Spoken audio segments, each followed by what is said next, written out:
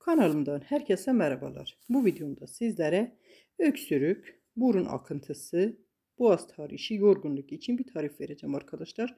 Ben kendim de denediğim için sizlere de gönül rahatlığıyla veriyorum. 4 parça limon, 1 tatlı kaşığı nane, yarım tatlı kaşığı zerdeçal, yarım tatlı kaşığı zencefil ve 4-5 dal sihirli ot arkadaşlar. Eğer sihirli ot elinizde yoksa bunun yerine kekik de koyabilirsiniz arkadaşlar. Sihirli ot herkes biliyor. Zaten bizim buralarda Iğdır'da çok her yerde her bahçede var.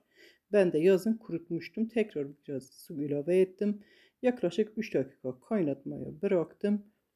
3 dakika sonra bir süzgeç yardımıyla süzdüm.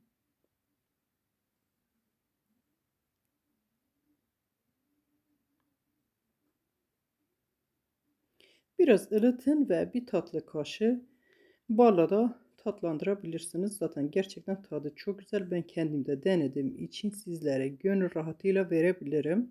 Özellikle büyük bir balgam sökücüdür arkadaşlar. Zaten sihirli ot herkes biliyor. Antibiyotiktir. Fazla da kaçırmayın sihirli otu arkadaşlar.